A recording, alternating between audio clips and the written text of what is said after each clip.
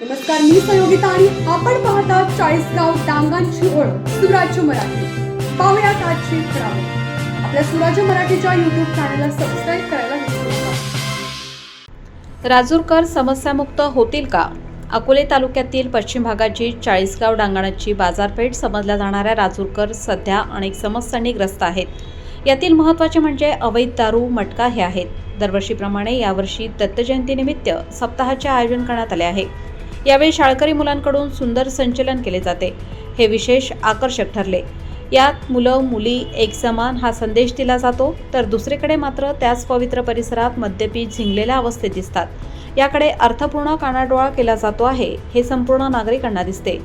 परंतु दारूबंदी, उत्पादन शुल्क, पोलीस प्रशासन, ग्रामपंचायत विभाग, सार्वजनिक बांधकाम विभाग, आरोग्य विभाग अशा सरकारी यंत्रणेला मात्र दिसत नाही की सोयीसाठी बघितले जात नाही, असा सवाल उपस्थित केला जात आहे। मोकाट कुत्री, जनावरे यामुळे गावाच्या परिसरात बिबट्याचा वावर वाढला आहे। महाराष्ट्राच्या कानाकोपऱ्यातून डांगी जनावरांचे प्रदर्शन पाहण्यासाठी शेतकरी, व्यापारी दरवर्षी येतात। थोड्या दिवसात प्रदर्शन सुरू होईल। यात अवैध दारू विक्री यावर काही उपाययोजना होईल का, याकडे नागरिकांचे लक्ष लागले आहे। नाशिक जिल्हा कायद्याचा बालेकिल्ला अशी मोहीम नाशिकमध्ये राबवण्यात येते आहे। राजूरमध्ये त्याची आवश्यकता आहे। याचबरोबर बेशिस्त वाहतूक, मद्यपी, जलजीवनचे अपुरे काम, अस्वच्छता, वाहतूक कोंडी यातून सुटका होईल का, अशी अपेक्षा व्यक्त केली जात आहे।